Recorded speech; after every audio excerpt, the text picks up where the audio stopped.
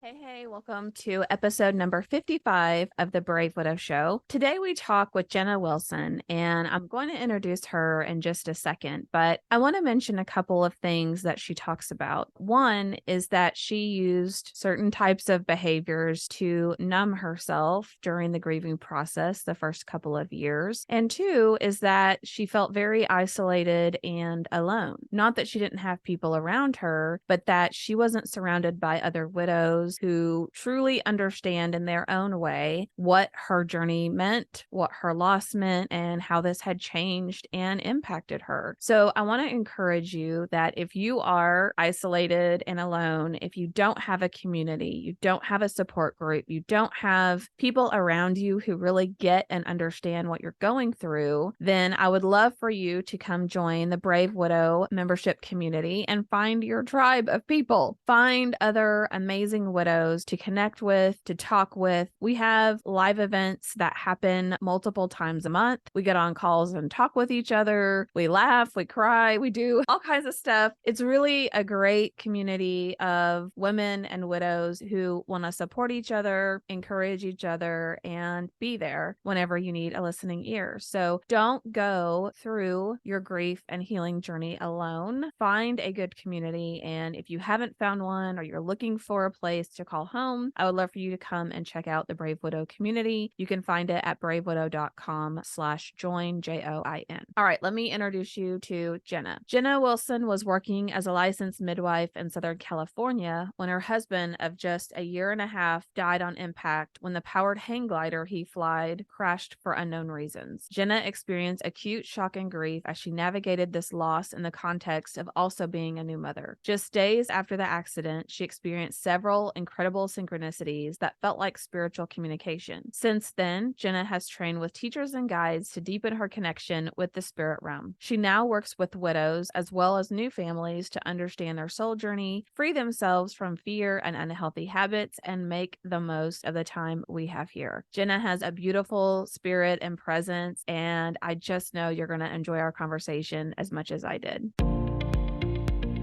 Welcome to the Brave Widow podcast. I'm your host, Emily Jones. We help young widows heal their heart, find hope, and dream again for the future.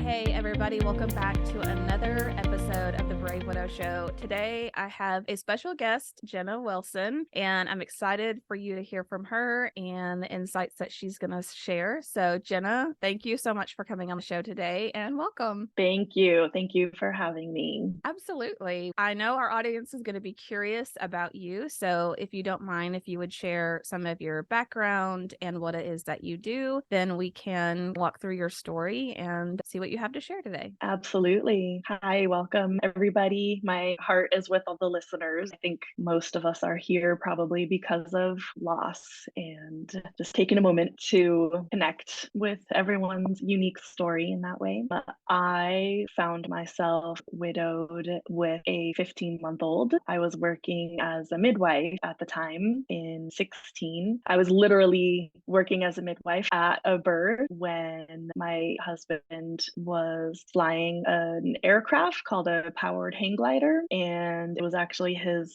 first solo flight. He was training in that aircraft, and weeks later I got the report from the National Transportation Safety Board. They investigate all crashes, and it was just something happened. 90% of airplane crashes are chalked up to pilot error, so I will never know exactly what happened. And that has to be, do you feel like that plays a role in your grief? Just not knowing exactly if it was an error or a freak thing just happened or? Absolutely. Yeah. It's less like on my mind now. It's been in just a few months. It'll be 7 years. So it's the acute kind of wondering and just that thing our human brains do of like trying to make sense of something. We want to know as much about it as we can. And so I definitely had a phase of my grief that was probably borderline manic, where I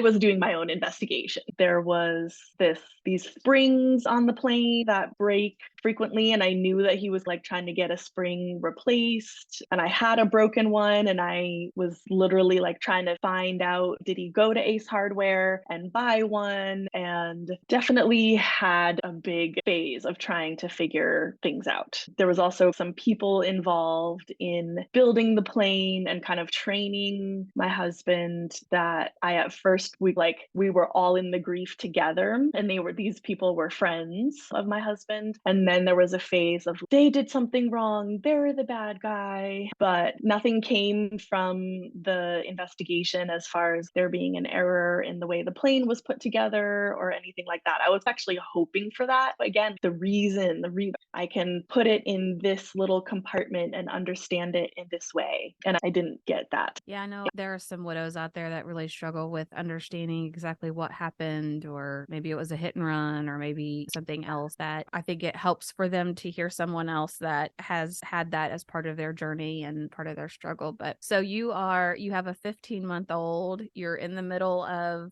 doing your job as a midwife, you get that, and then that had to just be incredibly overwhelming the next few months and maybe even year or two for you. Absolutely. Yeah, it was acute shock and grief. Many people listening have probably experienced that too. I got the call and it just was all consuming. And working as a midwife and having given birth, naturally, it felt like a physiological process. And actually, a couple hours after getting the call, I was surrounded by my midwives and said to one of them, I feel like I'm in labor. And she said, "You are, honey, you are." And I think that actually was a really great kind of like measure or just analogy for me to understand the experience and know that there's waves, like help almost create a map for me of, okay, this is where I'm at a few months later. So I was lucky enough to get 4 months off of work, and I'm grateful for that time because it's a pretty depressive time. It was winter, and I just remember a lot of just sitting in my apartment watching my 15-month-old just being a toddler and just trying to get through the next thing. It was like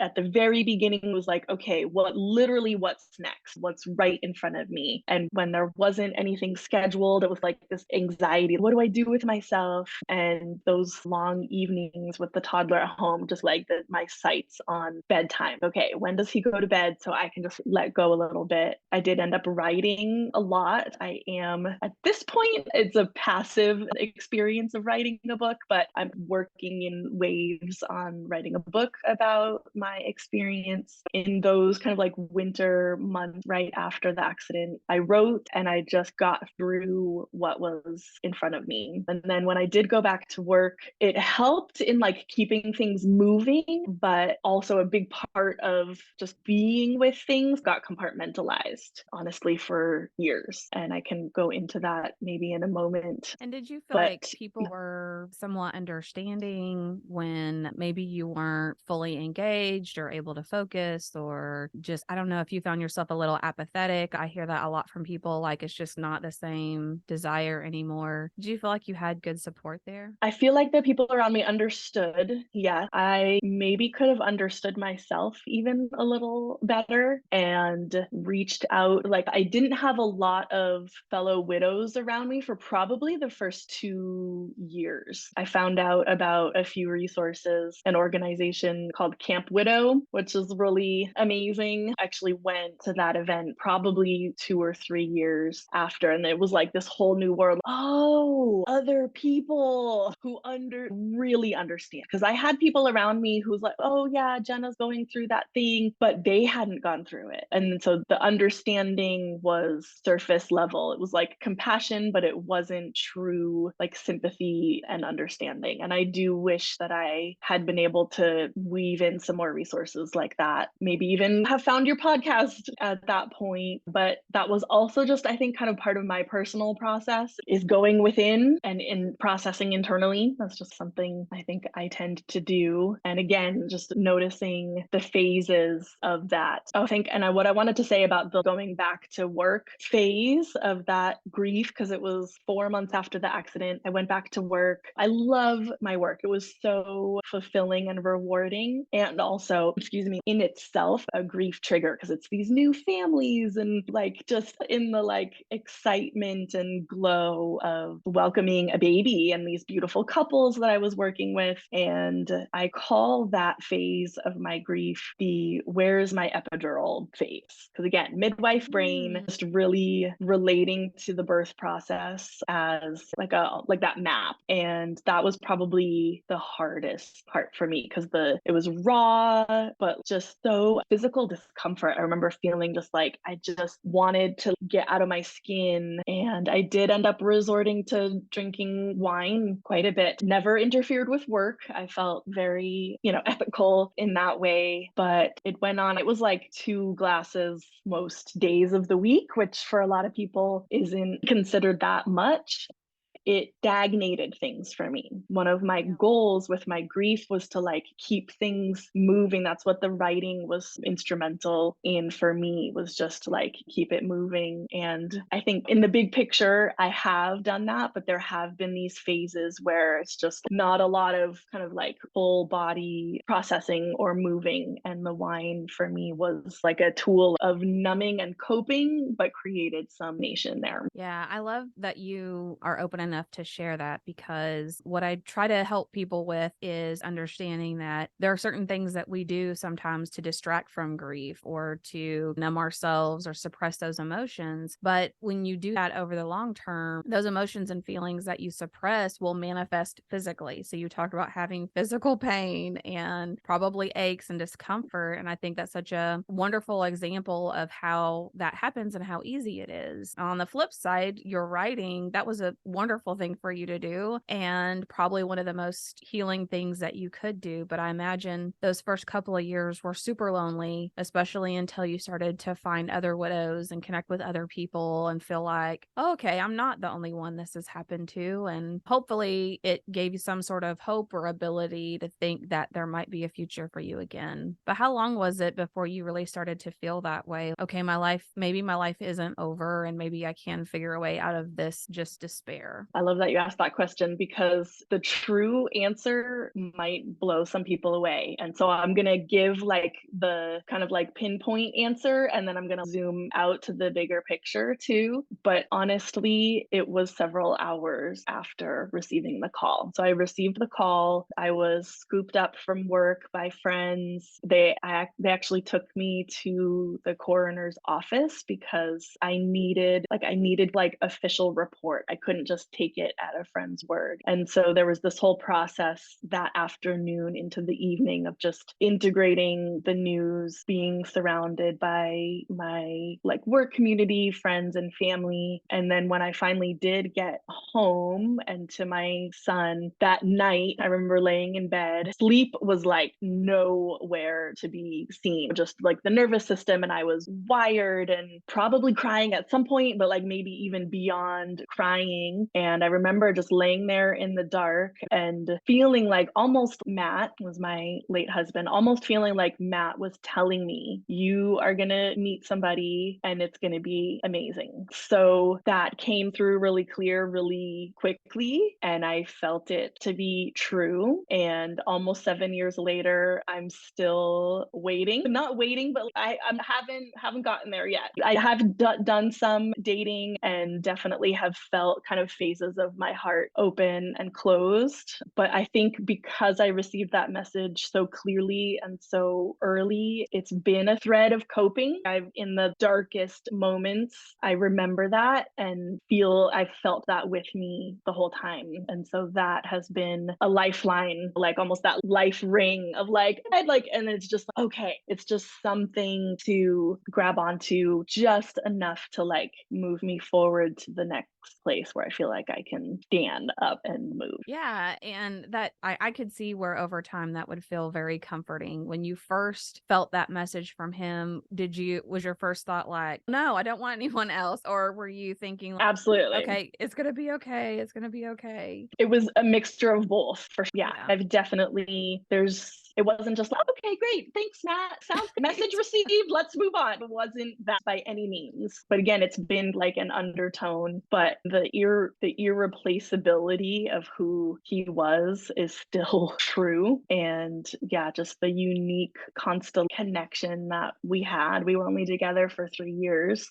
but we moved in together 5 months after we met, and we were pregnant 6 months after that. And so we packed a lot into the 3 months, and it was very clear and aligned, and that's hard to find. Yeah, yeah, that really is. And it sounds Mm. like you had a beautiful relationship together too, which is awesome. Yeah, it was. It was easy and humorous, and we weren't compatible in every subject, but we had both done a lot of work on ourselves. And so we were able to meet each other with maturity and compassion and kind of talk out the things that we needed to work on. Yeah, and that makes a huge difference to me. Communication and commitment more than just full compatibility and where things are always easy because you're always in sync. But so we talked some about how getting this feeling and this message from him has really been a lifeline for you over these past several years. And do you want to talk a little bit about what you do now and how you've really taken that and expanded on it and how you're helping other people? Absolutely. Yeah.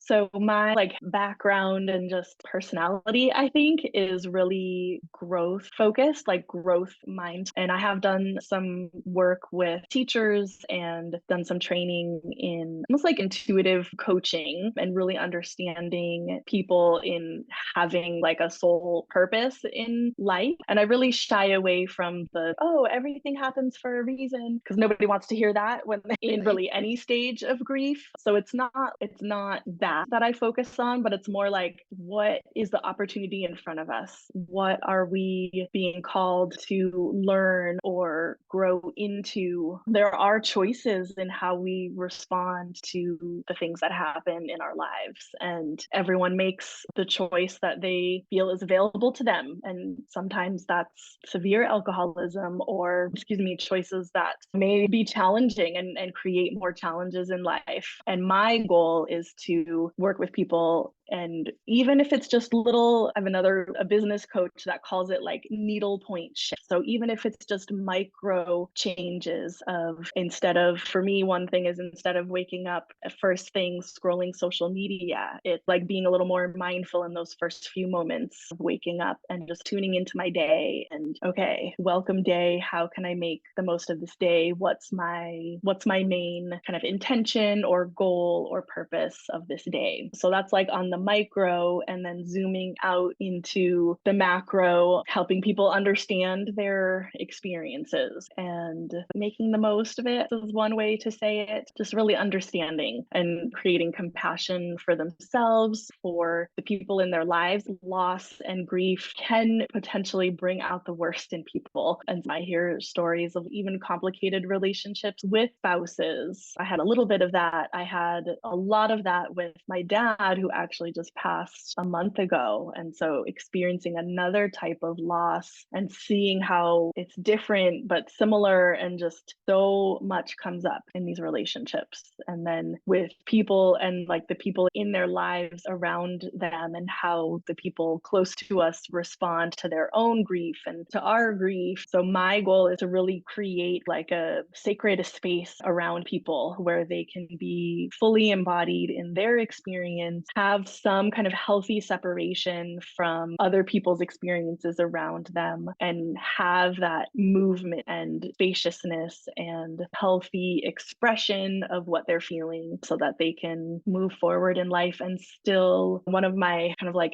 email addresses and taglines is Widow of Wonder, because I still believe that that quality of wonder, and just like my son has really helped with that. Like, life is amazing. yes, there's grief and there's tragedy and loss, and that doesn't have to be all of it. It can be all of it for a little while, like acute grief for sure. I experienced that, I know. And being able to keep things moving will create space for that wonderment, for joy to take up a little more of life as you are able to process the grief a little more. I love that. And Widow of Wonder, like it's been a really interesting experience to try new things and to walk forward in life in that wonder and eyes wide open. A lot of times we just feel like a different person. Our identity has really changed. And a lot of times people will say they don't like doing things they used to do, or they're discovering new things they want to do. So I think it's just a beautiful way to describe that mindset and what that's like. And it sounds like a big cozy blanket. Like I'm going to create space for me and create a way where I'm not taking on how other people feel about things or carrying that burden, which is easy for us widows to do at times, is to take that on for people. And I'm sorry about your dad. I had lost my mom in March of this year. And I think you're right. Regardless of your relationship, I think it just brings up a lot of some of the same feelings and struggles that you had, or some mixed emotions there as you're trying to feel like, oh, I feel like I know how to process this grief and loss, but then it's still very different at the same time. It can be really complex and confusing, and yeah, and a lot. And different types of loss, I feel like, are really different. And in a way, this loss was more expected and a little bit further out of my day-to-day fear. And so it wasn't as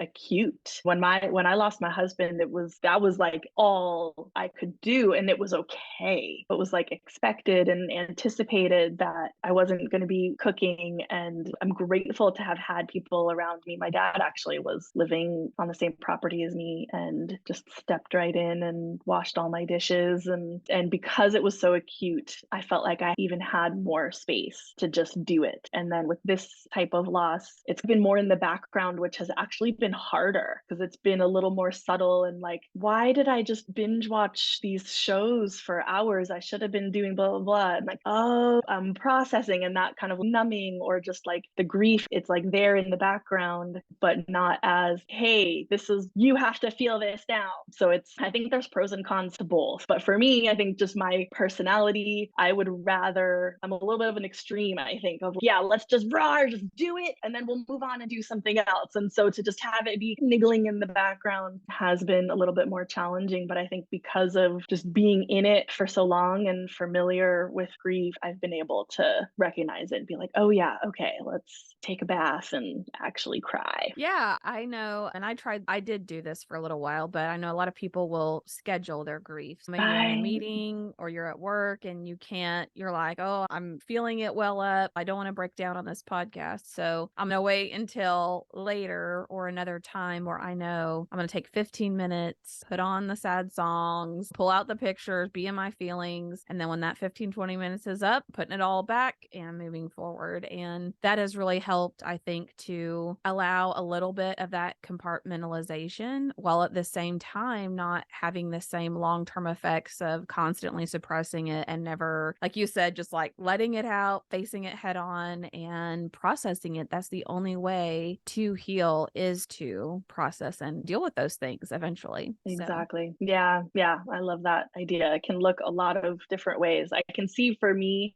doing that I wouldn't respond to the structure. I'd be like, I'm looking at these pictures and not feeling anything. What's wrong with me? So just to name that like normalness and possibility too, but absolutely in whatever way works, making space for it. And whether that's being able to meet it right when it does come up or scheduling it for later, or it can look so many different ways. The writing, the movement for me, like I call it rage cleaning sometimes. If just, grief can look like anger a lot of the time. So if I'm just like, and I'll just like clean stuff, but with intention, like with the intention of moving emotions. So that's been a useful tool for me as well. I love that you use it to clean. I should try that. But okay. It's productive. Yeah, I know. It's great. Focused energy. So talk maybe to the person that is where you were that first year or two, where they're numbing healing in some way, or they're compartmentalizing, or they haven't really reached that point where they feel like, okay, I want to start rebuilding my life. What maybe a piece of advice that you would give them or something that would be helpful, you think, to that person? I love that question. First thing I want to do for them and invite them to do is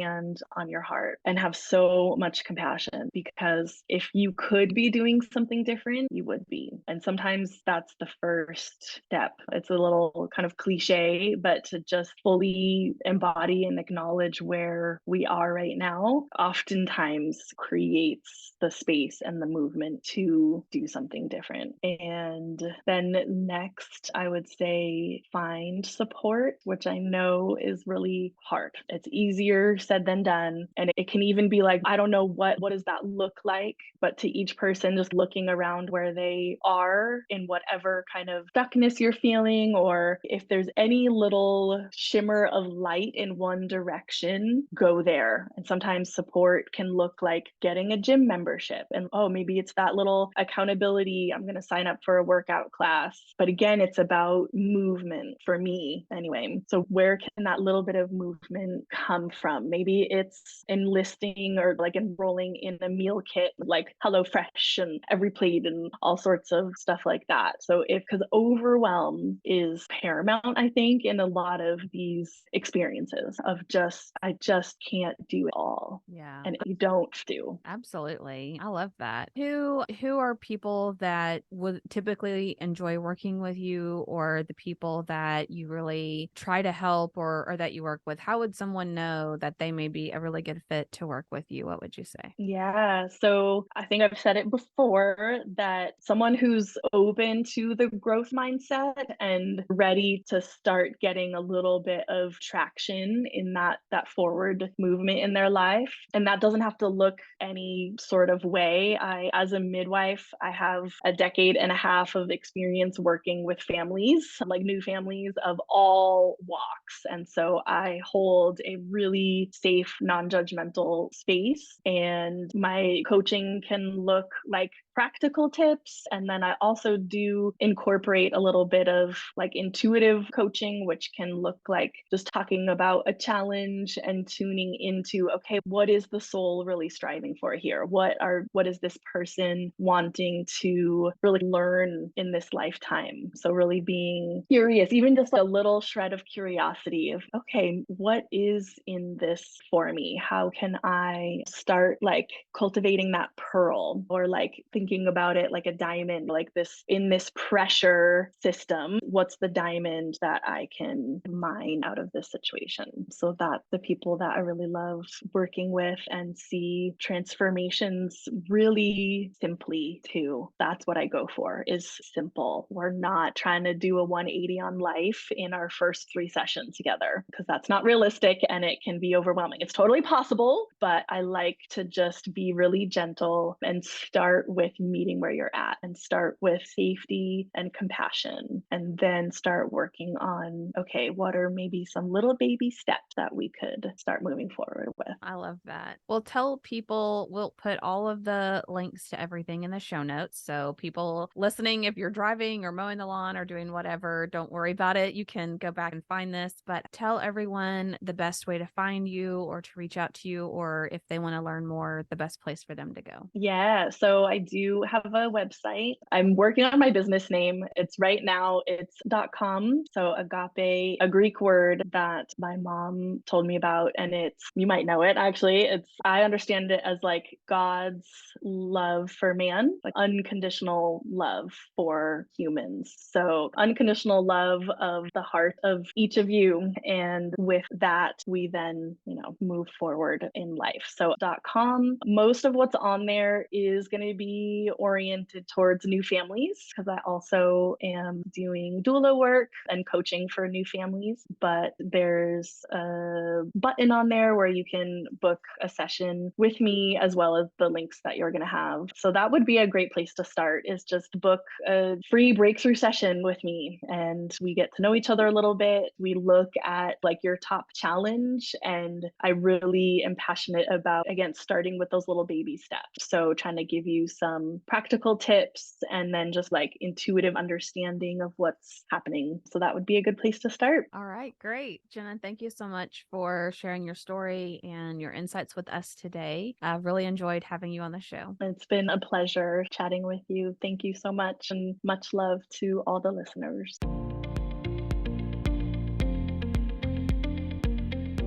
Hey guys, thank you so much for listening to the Brave Widow podcast. I would love to help you take your next step, whether that's healing your heart, finding hope, or achieving your dreams for the future. Do you need a safe space to connect with other like-minded widows?